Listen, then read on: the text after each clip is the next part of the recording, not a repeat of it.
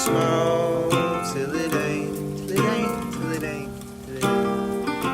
I'm building up a wall till it breaks. She hated when I call and it's late. I don't wanna keep you waiting. I hope I never keep you waiting. She think I know it all, but I don't. Welcome to the Mixtape with Scott. I'm your host, Scott Cunningham. I'm a professor of economics at Baylor University in Waco, Texas.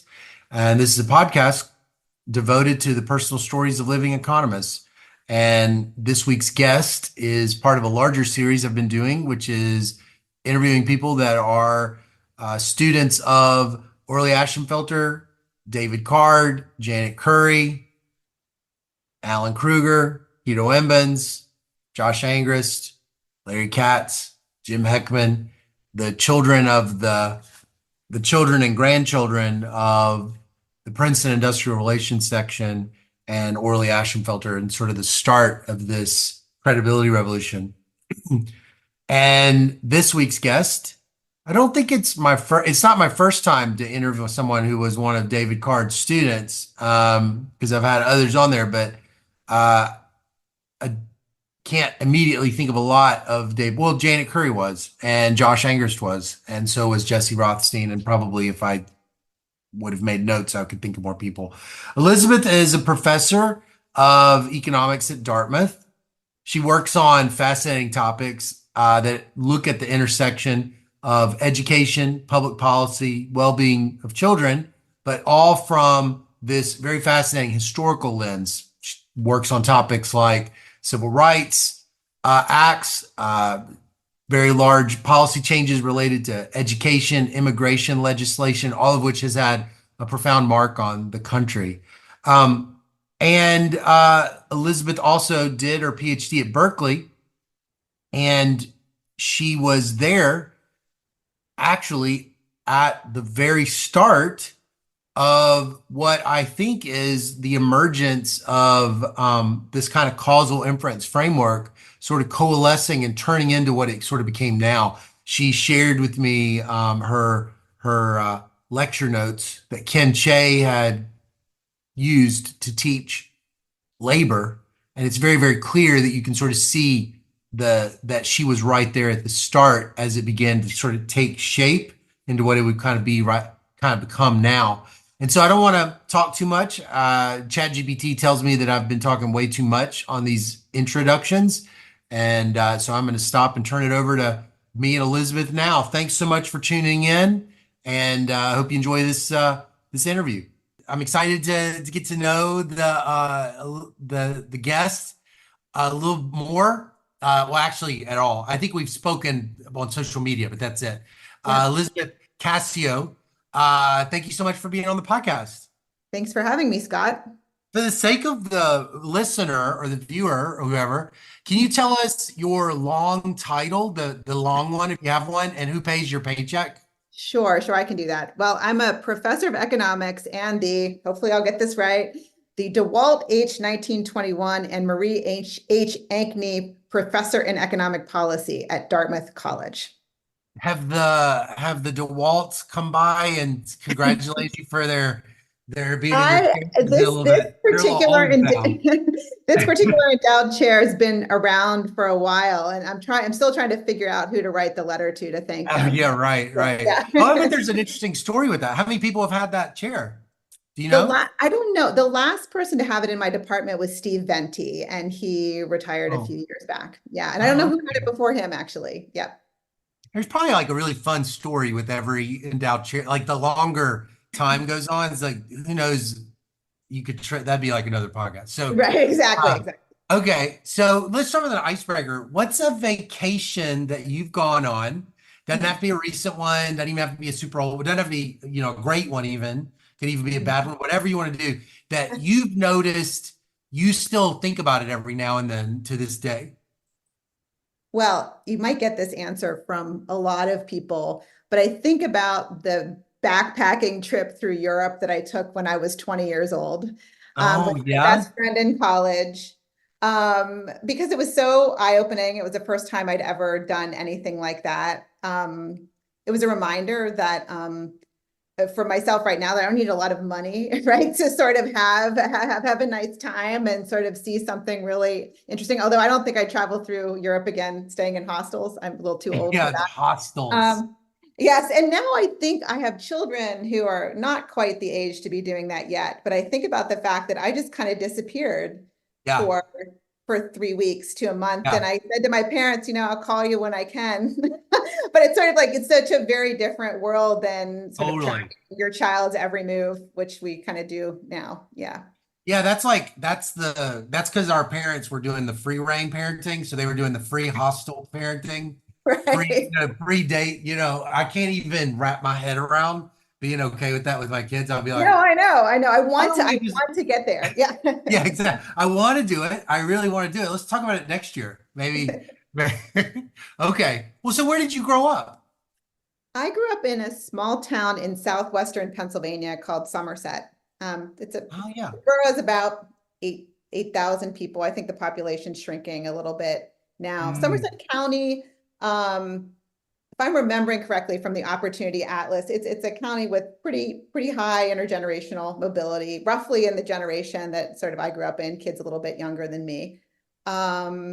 Yeah, so it mm, was sort of a small town Pennsylvania upbringing. My parents still live there. I just got back from visiting them. Yeah. mm. Wait a second. Intergenerational mobility is correlated with leaving. Is that right? Leaving the I think town? so. In fact, I mean, I think I that already like thought about who's that. done well, and most of us probably don't live there Yeah, anymore. exactly. Oh, yeah, right. Okay. I feel like I've heard of Somerset, Pennsylvania for some reason. Is it associated with something? Or maybe I'm just thinking of the word. Well, a couple of things. One tragic reason you might have heard of it is Flight 93 crashed about 15 minutes from my hometown from Somerset Oh, back in 2001. So that might be one reason. what did that? What did that? But Flight 93, right, during sort of September 11th, right? That crash Oh, was very close to my hometown. oh, I bet So that that's was one reason you stunning. might have heard about it. It's one of Yeah. the few towns that's right on the Pennsylvania Turnpike, so you might have driven right through the middle of it. Mm, Yeah. What else is it famous? That part of the world is famous for. Frank Lloyd Wright has some wonderful homes that he built, mm, not right in Somerset, but Falling Water yeah. is Yeah, not yeah, that far yeah. away. Yeah. Oh, man. I bet that was surreal for anybody that's from Somerset when the flight went down. You Yeah. probably, I was that's the actually in grad one. school. I was in Oh, grad school yeah. when it was happening, and I was sitting in the labor graduate office at Berkeley trying to connect my mom to my stepdad on the phone because they couldn't call each other. The phone lines were so jammed, Mm, right? So it was sort of a yeah, it was an interesting time. And I I don't bet. want to be known for that exactly, but that was where I grew up. Right, right. Well, so what did your parents do for a living? Well, my dad was and still is a small town lawyer. I Mm. grew up thinking that I was probably going to be a lawyer for a long time. My mom worked for her father. He had a men's clothing store, Oh, yeah, the and small I town men's small clothing town store. retail. And Yeah, I spent a good part of my childhood in that store. in that store. So I folded sweaters and sold ties and, got coffee from my grandma. And she would say, put your hours on the peg, and she'd pay me $1 an hour out of petty cash. So, Yeah, I grew up as a child labor, but wanting to be. I helped my grandfather with clothing displays. It was yeah. good. Yeah. I grew up in a small town in Mississippi, and we had a retail a department store, Yeah. which is like actually, that's kind of cool. The small town department stores are Yeah. kind of Yeah. they're like Right. small and I bet they're gone. You think they're I think gone? they largely are. I mean, my grandfather's store closed after he passed away in 1989. Uh-huh. But I think he was not going to be able to stay open anyway, just sort of trends in Yeah. retail being what they were. But it was like, it was sort of a community kind of meeting place, and, you know, So donuts it's on the, like downtown. You had like a neat little yeah, tiny yeah. town. Yeah, a couple blocks, yep, Yeah. in Uptown Somerset. So, yeah, so that was a really formative part, yeah, of my childhood. So you graduated from high school in Somerset? I did. So Hmm. your like whole schooling Yeah, was like you knew all your friends. You right. never like, yeah. Oh, that must. So what kind of games did you like playing as a kid then in a town like Somerset? Yeah, games. Well, I did a lot of sports. I played soccer and basketball. So I think about just kind of come back recently. I think like, what did I do this time of the year? I'd be out shooting the basketball around, You were like the star rollerblading. player. There's only like enough people to make the first It wasn't string. quite that small. It wasn't quite that small. Okay. But when I was younger, I was pretty like entrepreneurial. Hmm. My friends and I started a newspaper. We'd go out and get ads, and we would like distribute it around the neighborhood. We had a carnival to raise money for um, for the Children's Aid Society. We just sort of did all sorts of stuff like that. It was really unstructured and fun, and we had clubs, and yeah, it was good. Clubs. Oh Yeah, right. wow. I haven't thought of clubs in forever. Yeah. Yeah, it's like a little kid. You had clubs even Yeah, like, right. yeah, Exactly. right, Exactly. right. Exactly. You're Yep. like reading those like kid detective books, and you're like, we're gonna start like a detective club or Oh, we something would like get inspired by children's literature for sure. We'd be looking for totally, secret rooms in totally. our houses and things like that. Oh my gosh. So what did you want to be when you grew up? You said kind of you were thinking like a lawyer, but it's like that's like when you were little, you were thinking that because you is that right? Yeah, yeah. So I really thought that that's what I would do for, a good part of my childhood. There's something somebody asked me when I was 5 years old what I wanted to be, and I said I'm either going to be a clown or a lawyer, and people thought that was hilarious because they were like, "Oh, that's the same thing," ha ha ha. But I, I didn't even know what I do now was like a job that Yeah. existed. Right, Um, right, right, right. I didn't even know that what I do now was a job that existed until I almost started grad school because I thought I would be professor and go to kind of more of like a teaching institution, right? And so I Mhm. didn't realize that research was going to be such an important part of my life, my career. Yeah. Were you interested in history when you were a little kid? Yes. So I was good at math, but I never was very interested in like the natural sciences at all.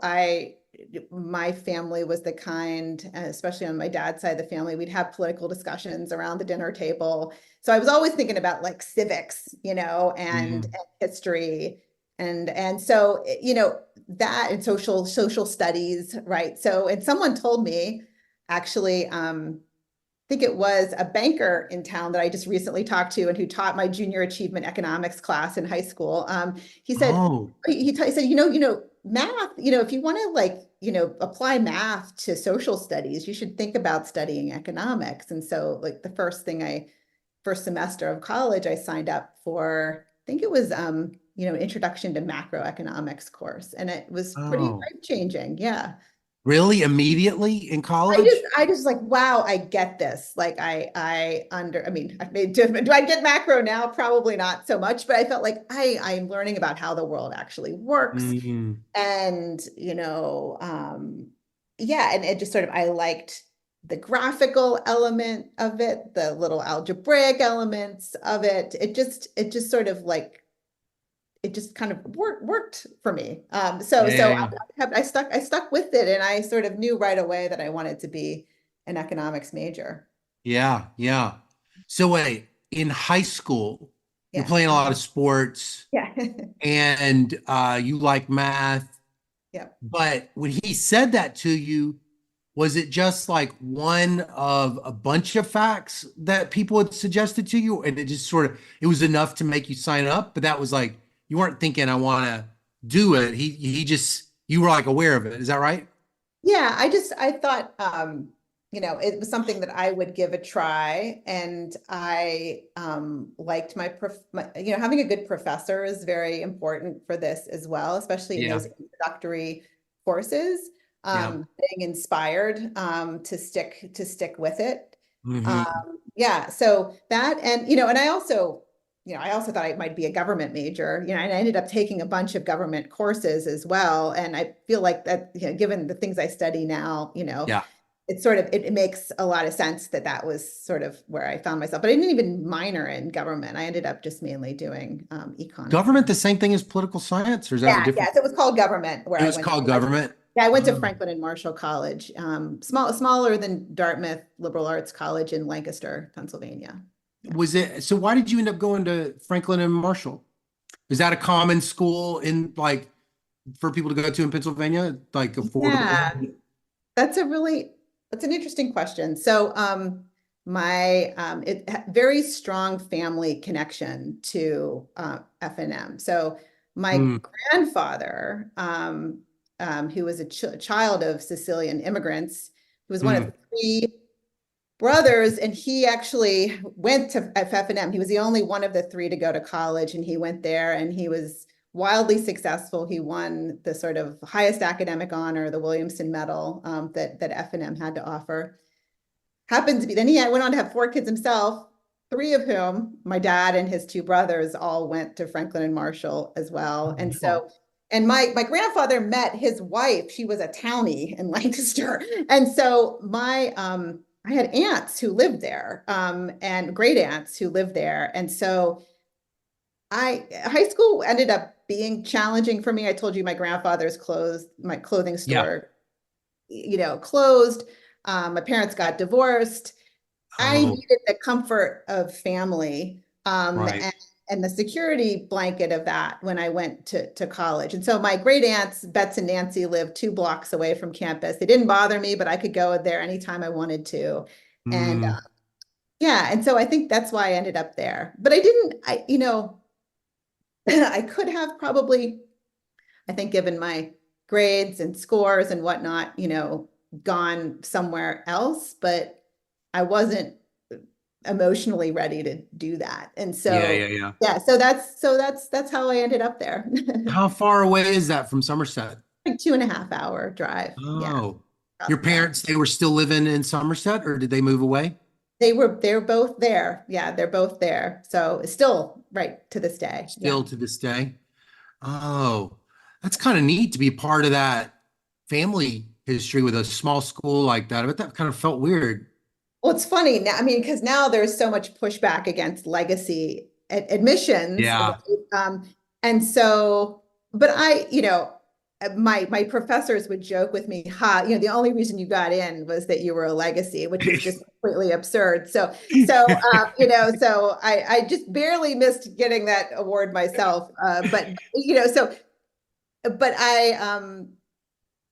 they don't, I don't think they prioritize legacies anymore actually at F&M. So my kids, are going to have to, if they are interested in going, they're going to have to compete with, everyone else on the same basis.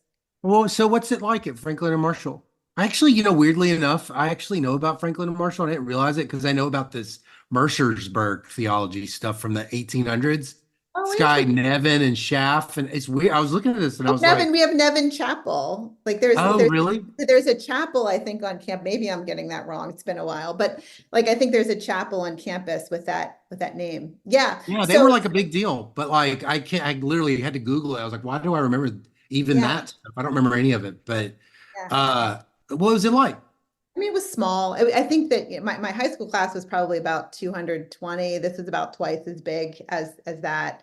Um, I mean, honestly, I didn't love it, when Mm, I was there. Like if I could have, if you know changed some aspects of it and still had my aunts 2 blocks away, like I think that I would have done it. But so socially, I didn't like it as much as but academically, like I said, I had wonderful professors who were very encouraging to me. mhm. Um, Economics was not a popular major at F&M, and really the kids who studied economics tended to be international students. Like the top Oh, top students were international students. So then I came along and they're like, who's this American who's actually doing pretty well? She's this great hope that we didn't have before, for like someone who can go to grad school, and Ah, represent. And so, yeah, there were three professors in particular, one who left and is now at Middlebury, but who were really encouraging and helped me to get where I am now. Did you win that award that your grandfather won? No, I didn't. I didn't. Ah. I didn't. I was, but I did have a pretty strong academic record. Oh, oh. Uh, so what class, when you graduated, what were the class did the classes you really enjoyed? You said that principles of macro. Yeah, I don't know that as time went on, I think that that became less important. I took a really Yeah. great class on discrimination from a labor economist my senior Mm. year. I also took a course in econometrics that I struggled with quite a bit my Yeah. senior year. Um, Mm.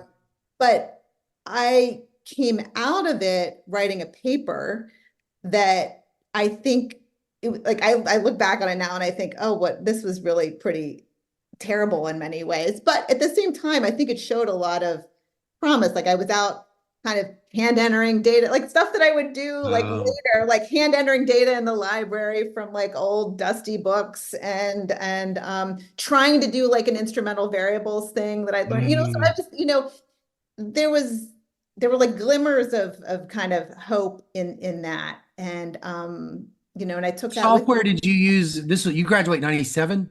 97. Yeah. What would you have been using? The software? Oh, Shazam. Like, do you even know I don't even know what what that the heck is. that was? I don't know. I think that's what it was called. Maybe I'm misremembering, but there was no Ha. data or anything like that. I Oh. do remember using like Excel for my like data entry and then trying to kind of convert it over into whatever statistical Mm. Did you Shazam. graduate immediately and apply to grad school? I went straight to grad school. That's Well, right. so what were your professors telling you? What were they saying about picking a school and what you need? Did you have all the math? I did not have real analysis, but I took differential equations and linear algebra my spring of my Mm. senior year. Mm. Um, I I got blindsided, honestly, by when I went to grad school. I was like, what on earth is happening here? Mm. And it was really tough for me. And I was also kind of young in my class. So I get to Berkeley, I'm like 21 years old. I'm, just coming straight out of college. I'm one of three people in my class who came straight from undergrad, three people in my entering cohort. Our cohort was small, it was like 15, 16 people, but Mm. that's like not a lot, right? Of sort of fresh out of undergrad people. I was one of two women in that cohort. Mm. Who?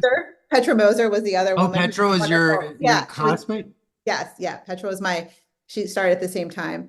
Um, so um, it was tough. I have to say that like, I liked my history class the first semester. Mm. I was grateful. I mean, it was You had very a intense. history class the first semester Yeah, right. at Berkeley? Yes, with Christy Romer and Brad DeLong. So that was, yeah. What are your first classes? Micro, what Um, else? it was micro, a mathematics for economists class and a history course. Wow, not even a macro class. Not even a macro, ended up kicking in spring semester first year. And then Oh, the second part of macro is in the first semester of your second year. Yeah. so It's the way it was, back in 1997, 98. Yeah. who taught your micro class? Steve Goldman and Chris Shannon. Oh, is that common in Berkeley to do this like double team thing? Yeah, so Steve Goldman did like the, partial equilibrium stuff, and she did the general equilibrium stuff. I don't know. I think, I mean, Card has even taught that course, but not, I don't even know if it was when I was there. Maybe it was even when I was there, but for like, a later cohort. Mm. Um, yeah. And then Tom Rothenberg taught the math for economists course. And of course, he did Mm. econometrician. So I went on to take other econometrics courses with him. So you felt like when you hit those classes, even though you'd done really well and you were always good at math, it felt like just hitting a wall or something. Is that what you were saying? I think it was just, I was also used to, this is going to sound bad, but like, I went to a small liberal arts college where, professors were, caring about their students. And all of a sudden I'm just sort of thrown into this like big university kind of situation. And it was a small Mm. class, but I think I felt pretty insecure, about my whatever place there. And everyone's feeling insecure. So people who are, older than me and have more experience are, you know, probably making me feel worse to make themselves feel better and so on. And Mhm. so that was hard. But I mean, that first semester was tough. History was Mhm. nice. I was able to write a little paper where I could go to their library and enter data out of dusty archives, and I got an A on the paper, which in the Mhm. class, which was great. Second semester, no more history. Second semester of micro, first semester of macro, but I have my first semester of econometrics, and it's Dan McFadden and Ooh, and Jim Powell, and wow. I I liked it. Yeah. And then I sort of, especially the part that Powell taught. So McFadden taught more the statistics part of the course, and He then hadn't won the Nobel Prize yet, right? He wins with Heckman a couple of years later. McFadden, I can't remember what year that I was. think it's a 2000 number, Yeah, so maybe. that might be, but I remember that being a big deal, right, when I was there. Mm. So McFadden does the first half, which is more about statistics. Jim Powell does the second half, which is sort of just like your basic, you know, Gauss-Markov Yeah. theorem, Frisch-Wahl theorem. He was using this book by Art Goldberger, which I Yeah, admit, the famous there was Art sort of, Goldberger book, right? yeah, so there was sort of like every matrix had a different letter, but it was I like Powell. I like Jim a lot. And and Uh, and he would become, he played an important role for me, I think, he played a role for me certainly later on. But I liked that course a lot. And then I went More on, than you liked it at Franklin and yes, Marshall. How I think come? maybe one thing I tell my students, it's sort of useful to have been someone who struggled a bit with this at first, Yeah, because I can, I I think about, I'm very deliberate about how I try to instruct people with this. Because I yeah. think about like, what were the things that kind of threw me off? And also just sort of getting across, sometimes you have to hear this stuff like multiple times, right? Before it really sinks in. I think how I really learned econometrics was I was a TA for undergraduate econometrics. Like I was like the star TA of that at Berkeley when I was there. So I did it like 4 or 5 times or whatever. Paul Rudd taught a class that I was his TA for many He's got times. that cool book. He's got this Yeah. geometric book, right? Yes, he has the whole thing with projections. Yeah, exactly. Yeah. Yeah. So he taught an undergraduate course. It was called 140 was the number at Berkeley. And so it was in section, right? Graduate students are doing a lot of the teaching, those undergraduate courses where I really felt like I was like, oh, the basics of this, like I'm totally getting. But there was something just about how Jim presented it or something. I was just like, I'm starting to get this now. Mm, Yeah, yeah. mm. Is it that you're liking the econometrics, or are you also kind of connecting it to applied work? Like even that history, like you're starting to see I could do this? I don't think at that point yet I am. That really started clicking when I was in my kind of field classes. Not even so much. So I took econometrics courses, like field, courses. Hmm. Um, and I took the econometrics, qualifying exam, or not qualifying exam. What is it? Was a field exam, right? That was one, Hmm. we had kind of high stakes field exams. Yeah, Um, me too. but was in labor, right? I think where I really started clicking, in particular, this class that was taught by Ken Che, which you might have Oh, really? heard about. Yeah. Wait, So, so yeah, Chen Che is also a David Card student, yes. just like you, right? And so how old was he when you had him as a labor professor? So this was okay. So this was, this is funny since you're doing a Zoom. I went and I got the reader. Oh, Econ you two, still have it? Oh, I still have it. wow. So this is spring 2000. So Oh, Ken is it, if he's still an assistant professor, he's getting tenure soon, so it's in that. So it was Friday mornings, 3 hours straight of him in the seminar room with the whiteboard, kind of filling it all up, erasing it, having all sorts of, useful asides, like Yeah. about existing work. But I don't think the syllabus is in here, but it starts my notes also, which my notes here, my notes. Someone got them copied and bound. And so that other people in my I class. gotta dig mine up. I got them bound too, and I hadn't seen them in like 2 years. Yeah, yeah. So Ah, anyway, it's just, the derivation of the Heckman selection correction in the margin. oh, dude, that's gross. So neat. It When's is the last pretty time you cool. pulled that out? Has it been a while since you pulled that I off the couldn't shelf? find it. It took me a while to find it, but I, Ah, but I did. But the first, I was just paging through this, page whatever, 3 of my notes, the fundamental problem of causal inference, right? So we're really? talking. Ken Chase says that? He says that in Oh the yeah, class? yeah. So that's sort of like that's what we start with. And then, Huh. we get into, the taxonomy of methods, selection on observables, selection on unobservables, partially observed outcomes, and so on. And so, we work our way through all of these things in this class, and there are applied problem sets where Oh, we you're not getting read it. this though from Jim Powell. You're not Not getting so much. causal No, inference. no, You're no. I getting have it a great. from the labor class. So we're getting it from the labor classes. Mm-hmm. I'm really glad I did the econometrics kind of theoretical stuff because I Yeah. think it just shored up, my understanding and made, Mm-hmm. Ken's class easier. But, Mm-hmm. I knew I was never going to be like a theoretical econometrician. Yeah. I wanted to use these tools to try Mm, to address problems that I care about, mm. and yeah, and so but we Is he still.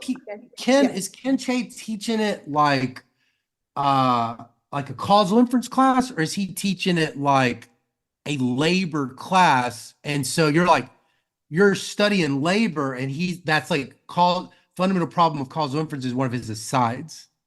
No, he's teaching it as a causal inference class. Oh, he's teaching it as causal inference. So potential outcomes in the whole thing. Oh yeah, oh absolutely. Yep, that is what that course was about. It even had a different Oh, number. There was like the 50s are used to be the labor sequence at Berkeley. So there was 250A, 250B, 250C. So Card taught 250B, and I mm, had those two, and that was sort of substantive. The goal of that was to learn about labor economics and the methods in the data. Were of course, like I don't want to say secondary because they're kind of fundamental, but it's not about like learning the methods. And 250A was more of like an institutional class, which was oh, taught over cards American. class is not about learning the methods. It's It's about not. using it. It's about using them, and like you're learning. It's like they're so inextricably linked. But Yeah. Ken's class is really about, um, about causal inference and But no textbook. no textbook. That's right. There was, yeah, no textbook. And if you look at the readings in here, I mean, the one that there are a few that I think about with some, this is often. One of them is not by an economist, it's by a statistician, David Friedman, called Yeah. Statistical Models in Shoe Leather. Yeah, yeah, Right. yeah. You're looking behind me right now. This is John the John Snow. Snow map, right? So I'm in my Yeah. dining room. My kids are like, why do we have something about cholera on the I on the have it on my wall right there too. I love it. Yours is so bigger than mine, but it's I have that bigger. exact Yeah, my thing. Yeah. husband got this for me. It was like one of those If you dementia. walk it in London by there, it'll be like uh oh gosh, what are the water utility companies? I've only taught it 1,000 times. Oh, Southern and Vauxhall. Yeah, they'll be like I never really quite realized it was neighborhoodish. I always thought it was like a firm, but it's both. It's like they're Yeah. serving. Yeah, keep going. Yeah. Sorry. No, but so that paper is one I think about a lot. I also think about a paper I saw twice and was sort of very fundamental to so much that was happening this time was Card's handbook chapter on the causal effect of education on earnings. So Yeah, just yeah. that was so That's a deep, important. deep chapter. Yes, just for understanding kind of like how do we interpret all of this, what's been going on in this literature. Yeah, yeah, Um, yeah. but yeah, so there's no textbook. That's right. There were sort of articles, and they were more, it was sort of like Rosenbaum and Rubin, Yeah, like, yeah, yeah. Wooldridge's like work on heterogeneous treatment effects, which we were learning about late.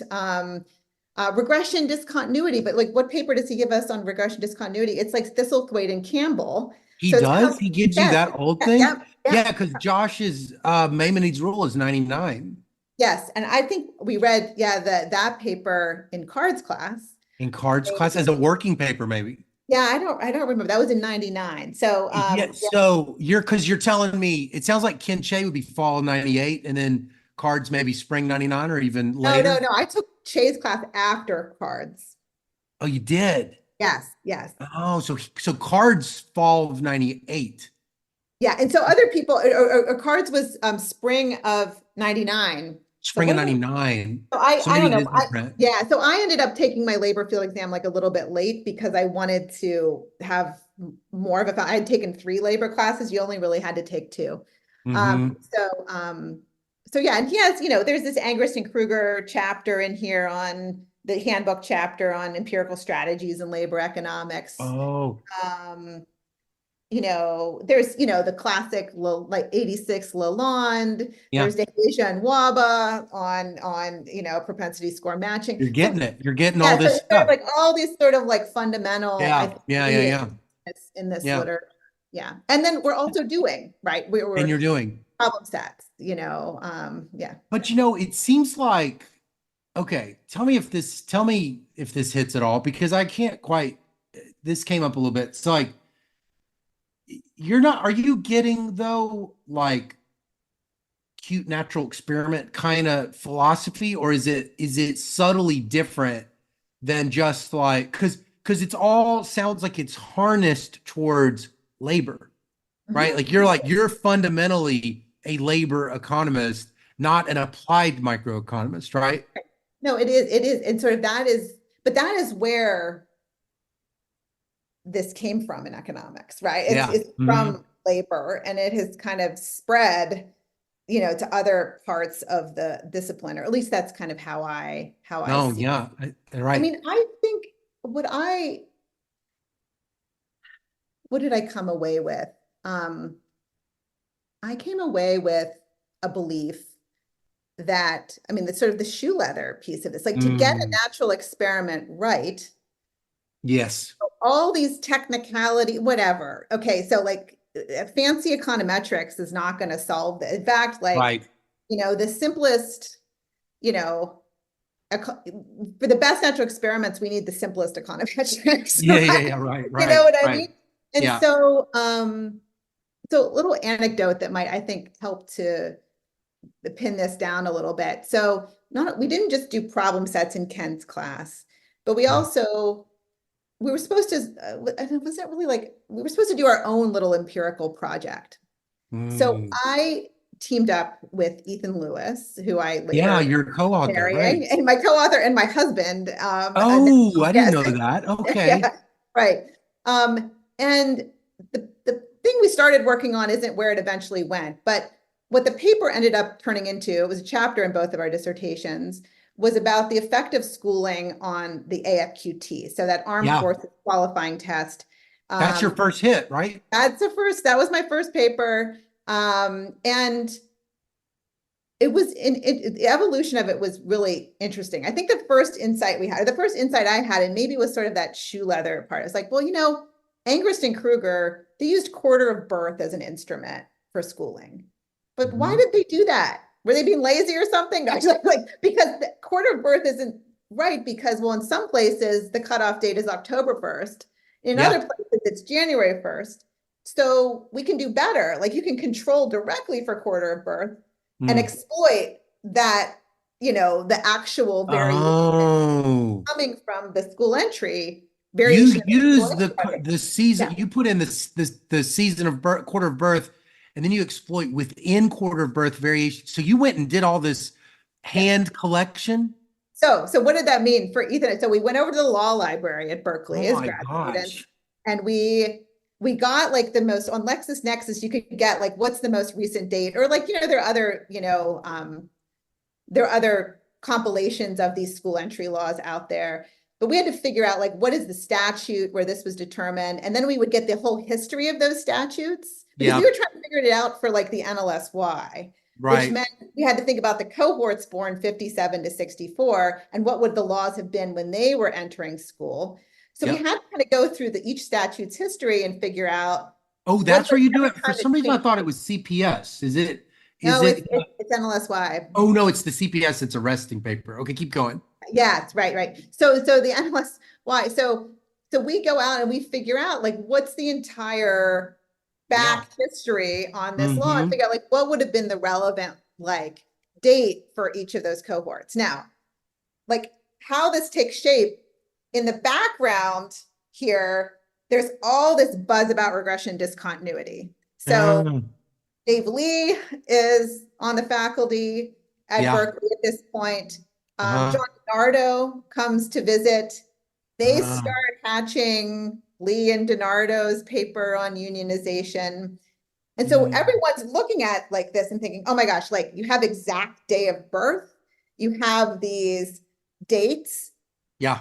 like, and I'm making that motion of like the regression discontinuity hand motion Yeah. here. Yeah. Yeah. Like Right. people are thinking like, let's do that. And so Okay. when we started the project, it was really like, oh, it's gonna be an application of RD. Yeah. And I feel like we played like some small role in the intellectual history of like RD as it's, practiced now Really? in economics, because we tried all the fancy bandwidth selectors that existed at that point. We tried local linear regression rather than like some parametric approach. I mean, what we learned, and I think that, this is something that I'm sure Lee and, Dave Lee and John DiNardo and everyone else thinking about these things, they knew, like, you don't have enough data in the NLSY to do a regression discontinuity. Exactly. Right. Right. But like, this is like this is like the year 2000. Like, we're still I trying mean, to figure Campbell. that out. Oh yeah. Totally. Right. Totally. Right. And so eventually, if you look at the paper as it's published now, it's not a regression discontinuity. It's more of a difference in differences. It's sort of like Yeah. we have sort of state fixed effects and quarter of birth or month of birth fixed effects, and we're kind of exploiting that variation in those. But In you're those really being really intentional yeah. about the fixed effects Yes, as very opposed intense. to just like fixed effects. It's like Yes. you're Oh like, no, I no. want to exploit Yeah. the variation in the fixed effects. That's right. That's right. And Oh, so that's sort of where that and so like, but to get to that point, we had to do all of this like legal research that I feel like it's my comparative yeah. advantage is to do that kind of thing. Like that's yeah. Well, you were thinking of that Friedman paper, probably. Maybe that's left like an imprint at that point. You're I like, think it did. it's I think really it valuable to exert shoe leather, learn the exactly. Sort of, I feel institutional like that's my detail. career. Yeah. Yeah. Right. So, so you're surrounded by this is so neat. Um, so how do you end up hooking up with Card? Who's all Yeah. on your committee? So it is David is on my committee. I'll tell you how that happened shortly. Ken and Paul Rude.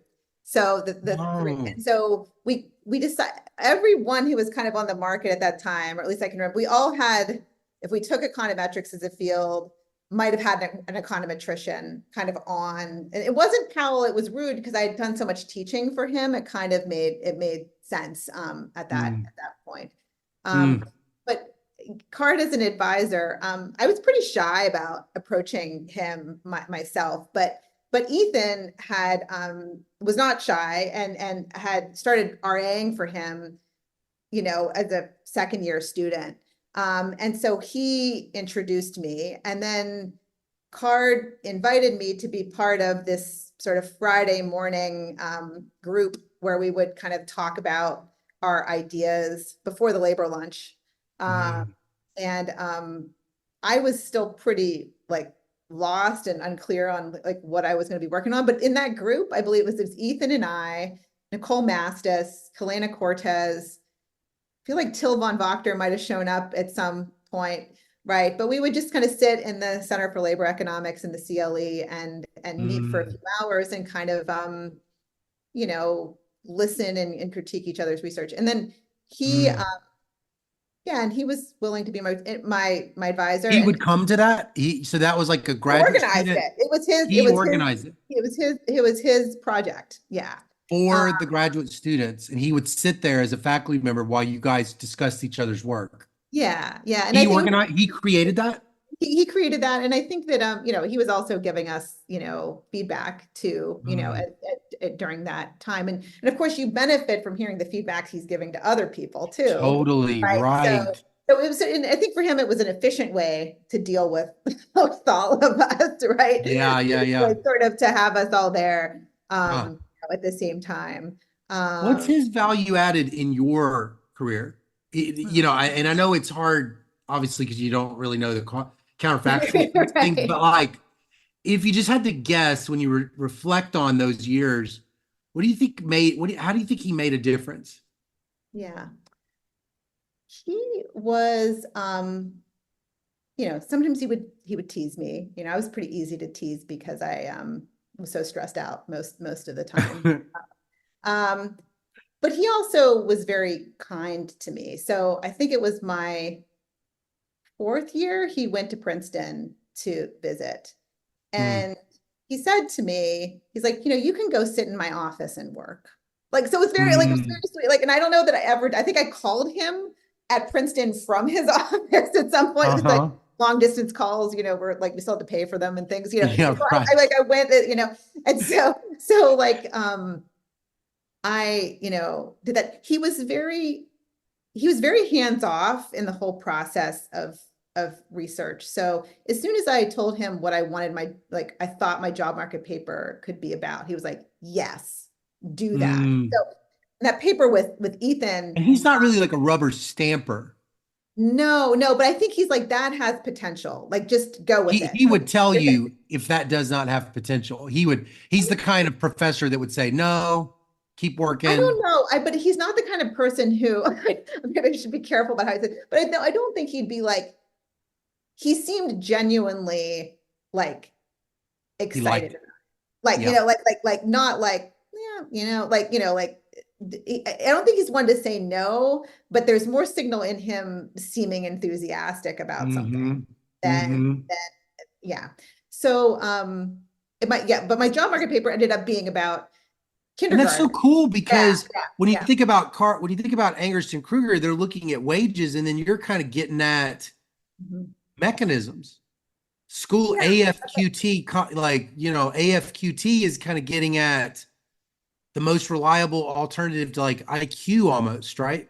right, right. No, exactly. In fact, like the whole, I guess, the literature on this was sort of, what is the AFQT measuring? Yeah, Is it really something about some fixed characteristic, or is it, malleable. it's malleable? Yeah, Right. exactly. We found some evidence that, it's malleable, right? This is not Wow. a score, right? Yeah. Wow. Um, but in the Oh, that must process have of been writing, exciting. What'd that feel like? oh, I mean, I don't remember exactly. I felt like I was glad the paper was over when it was finally Oh, over. But yes. sometimes you see these things more clearly, through the rear Yeah. view mirror. Yeah. But in working on that paper, we were doing some like little analyses in the census, and I noticed that the enrollment rates of 5-year-olds in kindergarten in 1970 were low in some places. And that like kind of became the origin of this work that I do on early education, Really? kindergarten. Yeah, yeah. So wait, I don't mind you. I hope it's okay if I ask this. So are you and Ethan dating at this point? Or is this like a No, later thing? Y'all aren't even dating? I hope I don't mind. I just think there's no. probably a lot of people that would really value hearing that, but I don't mean to keep dry. That's right. So this is we did some sort of labor lunch. I think it might have been in the fall of 2000. And I think it was Justin McCrary. He was in the audience. He's like, "You two are like an old married couple," or because I was like not letting Ethan get a word in edgewise. I was just like, it was just kind of funny. We had a good dynamic, but we did Yeah. not. We were just we're very good friends, and we didn't get together until shortly before we graduated, actually. So we already had Oh. jobs. Yeah. Oh, okay. Do y'all both so you go to Davis. Did you have a fun time on the job market? Yeah, I did actually. I had a great time. I had Yeah, I would think. lots of interviews and I got to meet a lot of people. I Hmm. was thrilled with my offers that I had on the Yeah. market. I Was think it hard to take Davis? Was that a hard choice? um, I mean, Davis seems like such a great fit. it was a great fit. I mean, the other place I was strongly considering was Vanderbilt. Um, Yeah, because it's got that. Bob Margo, Wait, Bill. are there chapters on economic history in your dissertation at this point? No, so it's the only one that even kind of gets close is my job market paper on kindergarten. Oh, it Yeah. does. Yeah. But I had the AFQT chapter, this paper on kindergarten and state funding for kindergarten in the 60s and 70s and how kindergarten Mm. affected kids. And then I don't even like when I was on the market, my third chapter wasn't even really done, but I had a third kind of more methodological chapter on non-classical measurement error. Oh, So really? yeah. Oh, that's cool. Did you ever end up publishing that, or is that one of the That's one of my resting papers. that's one of That's your resting papers? yes, yeah. So I did have a revise and resubmit on it somewhere at some point. But I didn't follow through on it, unfortunately. Uh-huh. But I do still think I feel like I have this superpower because I know like there's bias in estimates where there's, a dependent variable. Non-classical It's measurement error. non-classic, exactly. It's like Right. not What's enough people IV know do to that. not, what does IV It, do with it non-classical doesn't measurement? help. I mean, it doesn't Doesn't do help. anything? Yeah, exactly. Okay. Okay.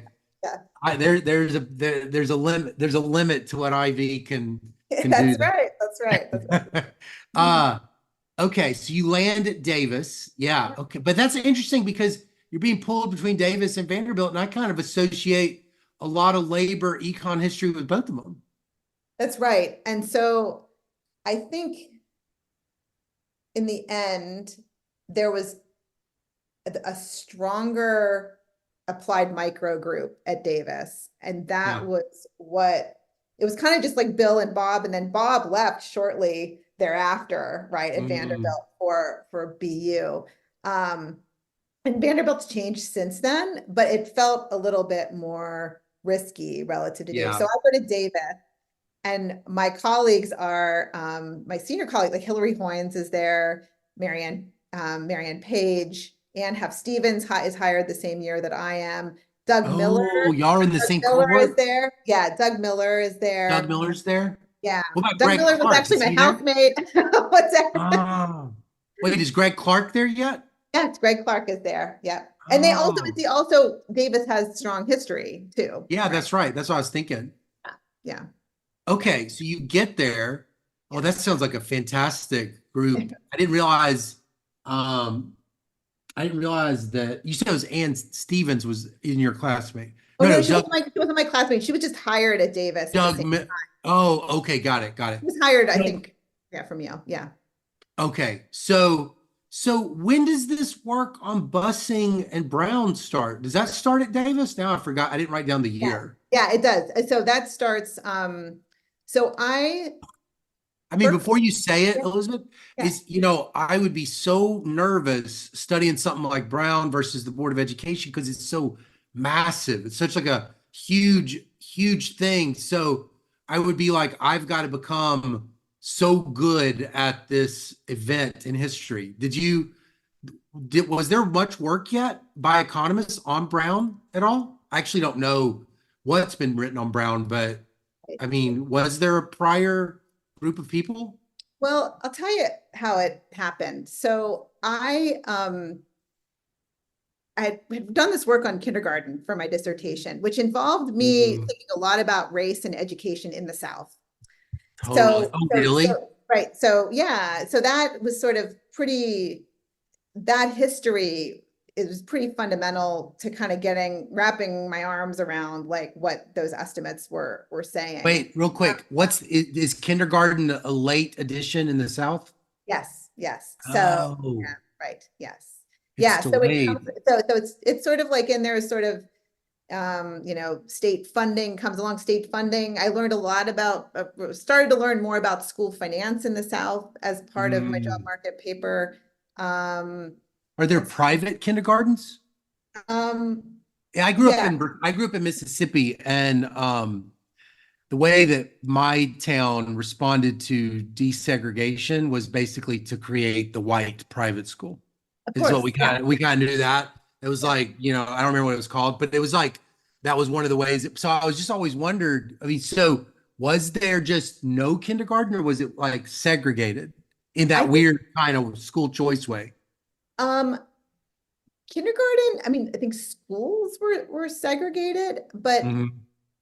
most elementary schools in the South in like 1964 did not have a kindergarten in them. Oh, Yes, right, right. So black or white, there just was no kindergarten. And you can see this in census data too. You can look at 5-year-olds and say, like, are you enrolled in oh. school? Is it public or private? And you see that, kids just weren't enrolled. But then that changed a lot by Because you've 1980. got Like, this project on the 54 co NLS.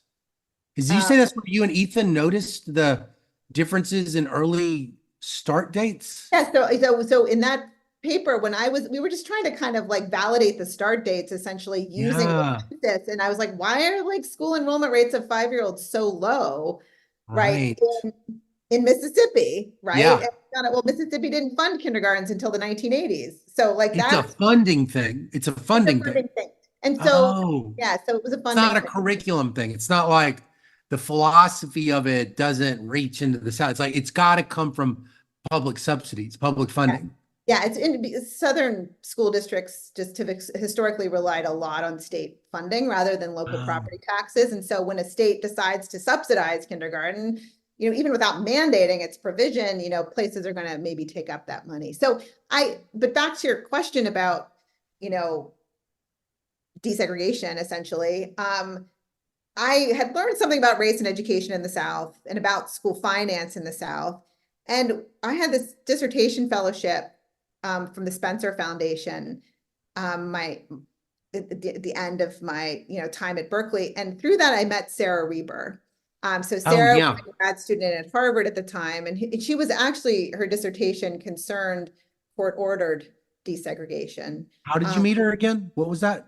That meeting? we had this fellowship, this dissertation fellowship from the Spencer Foundation, which Y'all both did. is a private foundation that funds like education research. Okay, got it. Got it. Yeah. And so I met Sarah and I saw her again at a conference in 2004. Hmm.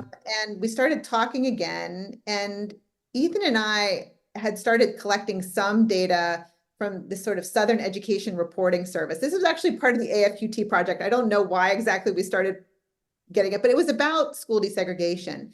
And Sarah didn't have that data. She had some other data. So it became a little bit of this dance of like, well, we have some data that you don't. You have some data that we don't. Why don't we join forces? And so we got through that and ended up becoming really great friends. And so Oh. we also teamed up with another colleague of hers, peer of hers from grad school, Nora Gordon, who also Mm, became a great friend. mm.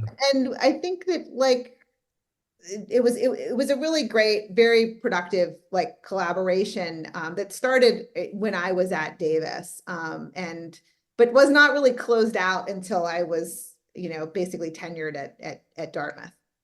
So in the South, it's not just the kid. Wait, okay. I'm starting to think about the busing and then, but there's also the kindergarten. Are they all connected? That's a really great question. I mean, I kind of tend to think about them as separate issues. I think Yeah. funding, yeah, that's kind of a tough question to answer. I've not written the paper about desegregating kindergartens, which maybe that could be done, but I think it might be really hard, honestly, because it Oh, absolutely okay. depends So on school. yeah. So the wait, so where does so kindergarten's not is coming from Brown though, right? No, no, no, no, no, no, Oh, no, it's no. not. Oh, Kindergartens are coming from state funding, right? oh, Separately, okay. right? And largely after schools are no longer segregated. Yeah. Yeah. So you're doing early stuff on like early childhood interventions that Heckman ends up talking about. Was this before Heckman started saying all this stuff about early childhood interventions? I think he's saying it already, but remember, he's very focused on model interventions like the Perry Preschool Yeah. Project. And so my kind of what I'm known for, I guess, in terms of like in the early education space is I think about programs operating at scale, Oh, often through right. public schools, Yeah, right? Whereas he's coming more from the sort of model, like targeted intervention. I'm coming from the got it. public school, universal, large scale, Mm. which, lots of potential general equilibrium impacts you have there that you don't have with Wait, you so is know, this coming in your paper? Wait, so where's the kindergarten paper coming in? Because it's not, it sounds like it's not the paper with Ethan, but it sounds like it's so similar. Like it yeah, would, or the entrance laws, I would think right. are you biting, you're not biting, are you biting on kindergarten with entrance laws? No, because Um, it's not the subsidies. no, it's really like in the South, like what we discovered when writing the AFQT paper is like in the South, school entry means first grade for a lot of, Yeah. right? And it becomes, kindergarten becomes a thing later. And so, yeah, so that paper was about what's the schooling and AFQT paper is about using the school entry laws to identify like the effect of a year of 10th grade on your test Mhm. scores. Right. My job market paper was more about Yeah, what's because the it's like the effect of compulsory adding a year of schooling. education, Oh, right, right, Yeah, right, right, right, right. Because like a year of it's a kindergarten. compulsory schooling thing. You're still doing with the paper with Ethan. You're still kind of doing that. I can now drop out deal. Well, they're too young to do that.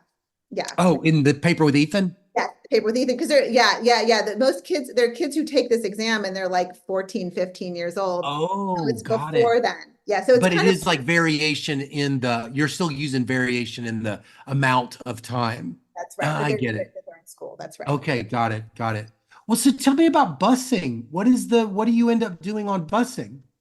Well, so we write a couple of papers. So there's one descriptive paper then in the Journal of Urban Economics that is just descriptive,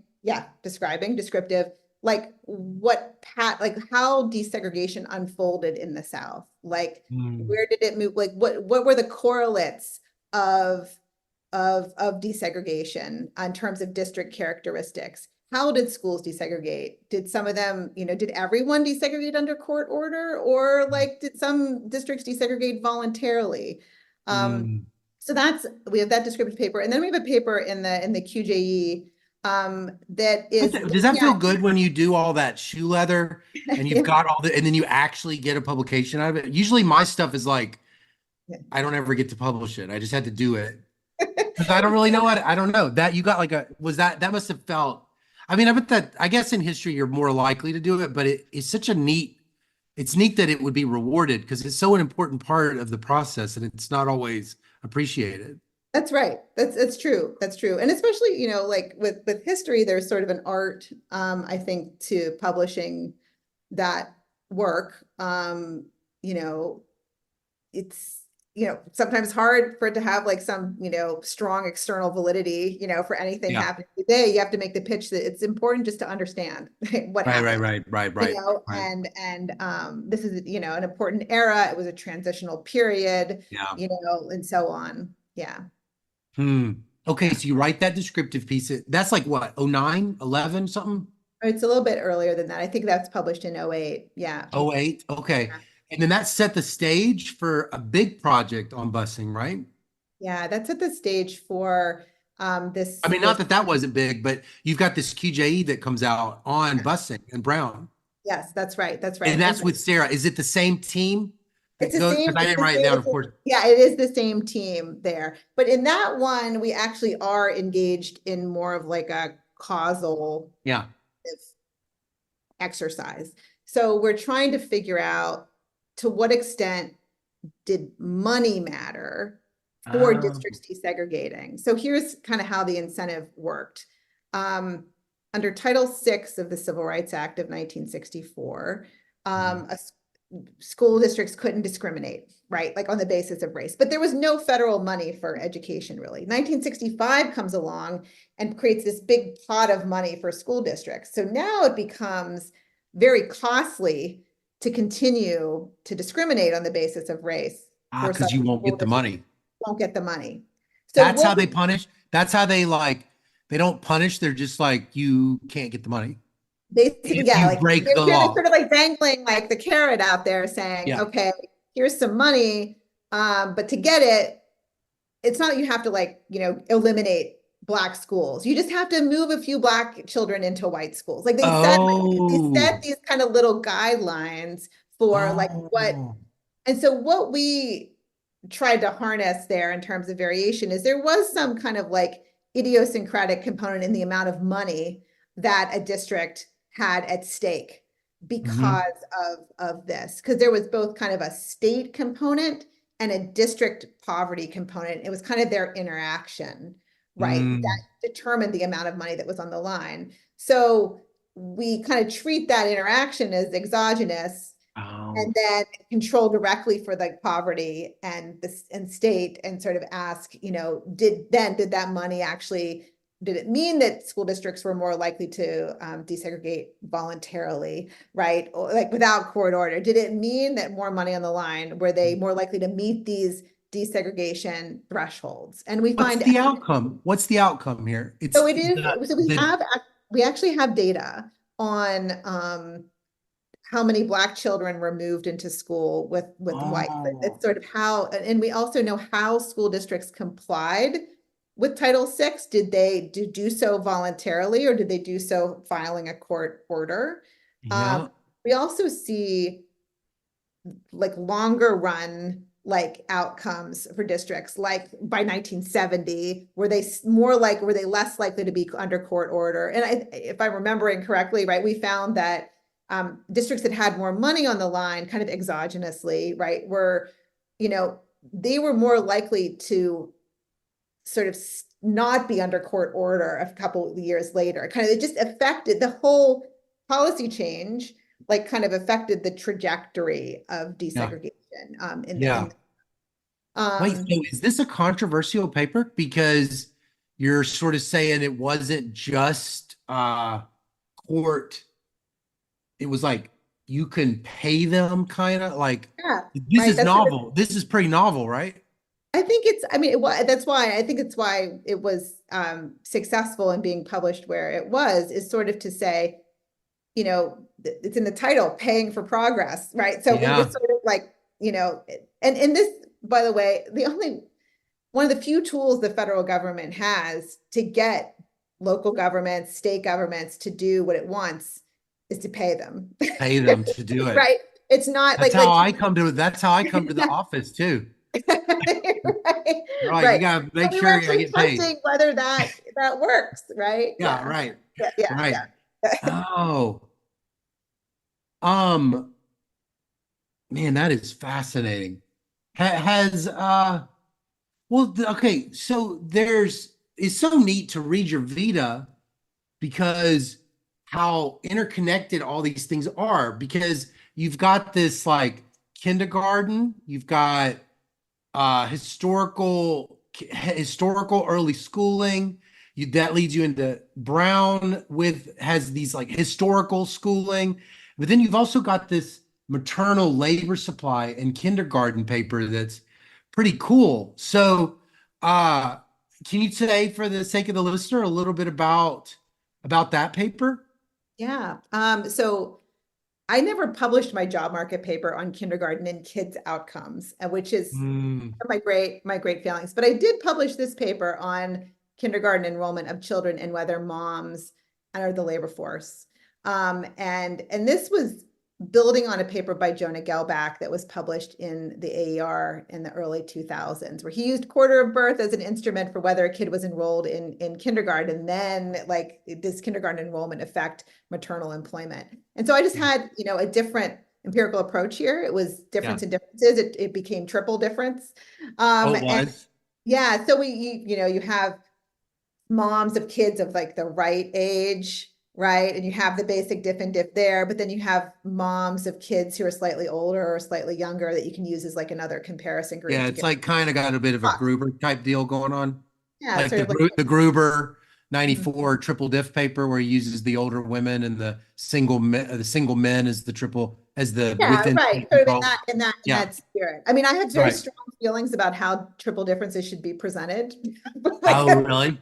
yes, and I don't know that I think, no, I think I did it right in this paper, but no, I found like some evidence that when these kindergartens come along in these, particularly in these Southern communities, moms, particularly without younger children, particularly single moms, you really increase their labor supply.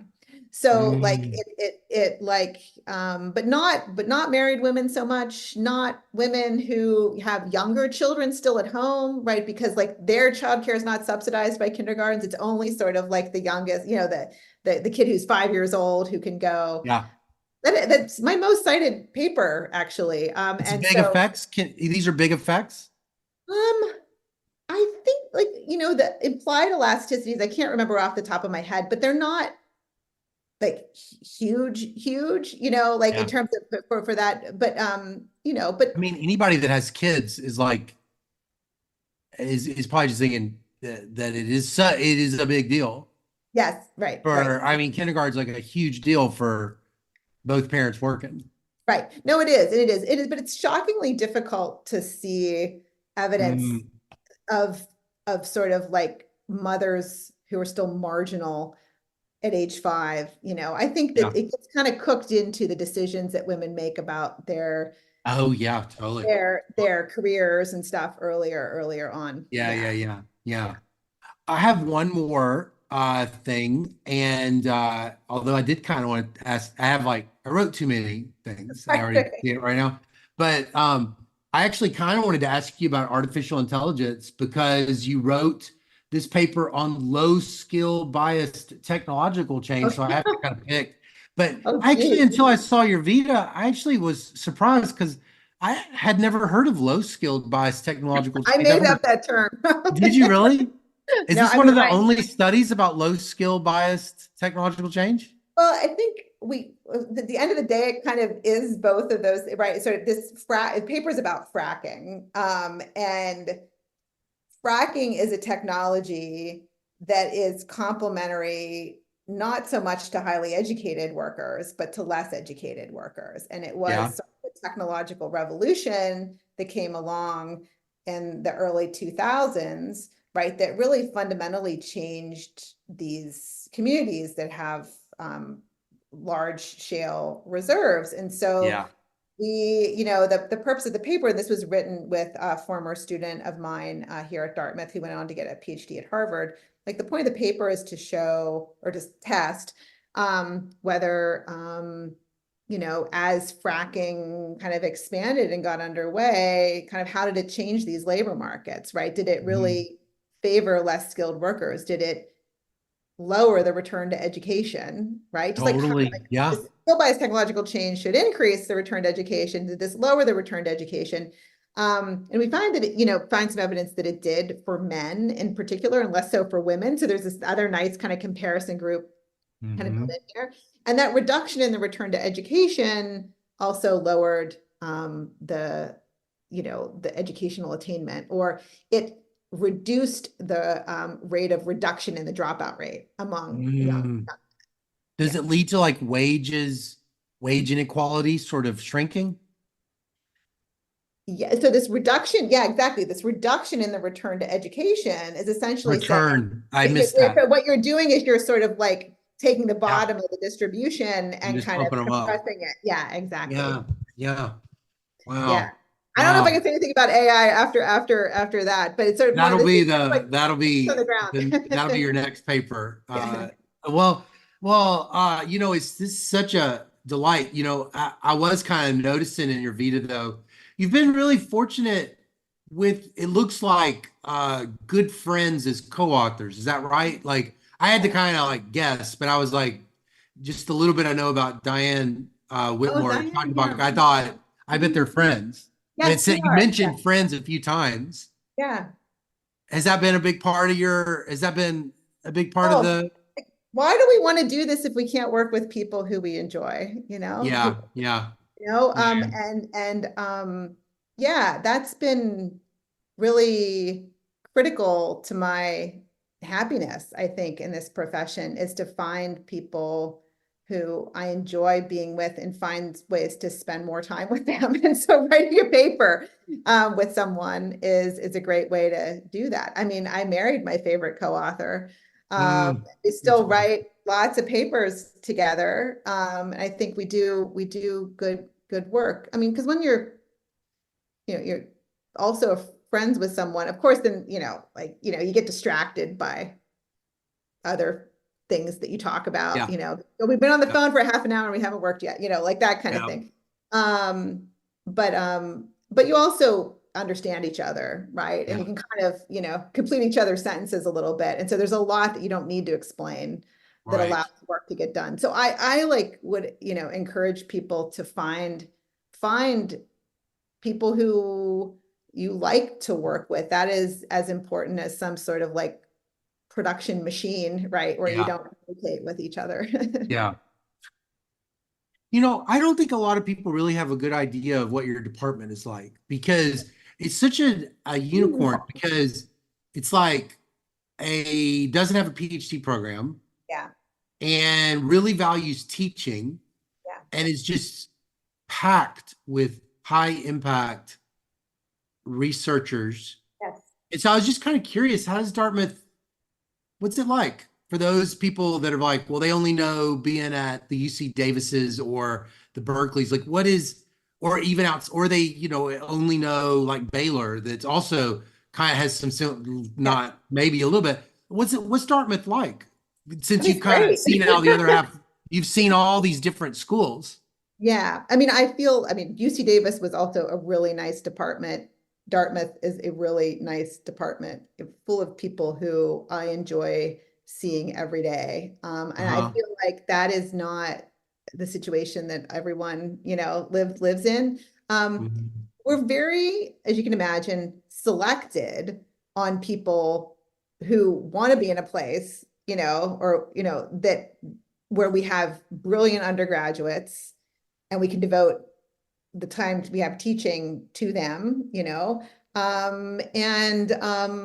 yeah, and where we do put some effort into teaching. I went to a liberal arts college, as we talked about earlier. Ethan went to Williams. Both the Stager Mhm. brothers went to Williams. Bruce Sacerdote went to Dartmouth. Like many of us Mhm. come, not everybody, but many of us come from that kind of background. And I think that Yeah. we kind of can't imagine doing things any other way. I mean, when I was at Davis, I had like, I had 5 preps in 3 years, which was too many. But anyway, I had like Mhm. groupies. I had students who were like following me around because I was a good teacher. And I thought, like, I'm just Right. going to be this way regardless of where I am. So going to a place where teaching is valued highly might not be a bad idea, Yeah, Now, because it was in your utility function a little bit. yes, but at the end of the day, what matters for tenure here is being, Yeah. is research, Yeah, yeah, it's obvious, right? yeah, yeah, yeah. Yeah. But yeah, so it's, we're trying to figure out, as the profession evolves, becomes Hmm. more lab-based and which is Yeah, tough when you don't have grad students, right? Like, how do you figure out, like, right. how do we do this? We're still figuring that out. Like, how can we do this without glomming onto someone else's lab, right? Like, we want to Right. do our own version of this. Yeah. And I think, we're creative people and we're coming up with ways to address that, new Mm. challenge. Just sort of because the technology of research has really been changing. Yeah, yeah, yeah, yeah. Well, I had more stuff and then I didn't do a good job with the time. But it's such a delight. I've been calling people like you the child of the revolution, the credibility revolution, because you're like direct descendants of David Card, but also Orly in the industrial relations section at Princeton. And so it's really neat to hear your story, to kind of hear how you've become your own person. This like malleable, you've taken all these experiences and it's really shaped how you do research, but you kind of have your own home runs that are like you can see the imprints of this stuff and it's really your own thing. And so it's really neat having you on the show. I really appreciate you sharing your story like that. Well, thank you. Thank you so much, Scott. Okay. Well, you have a good day.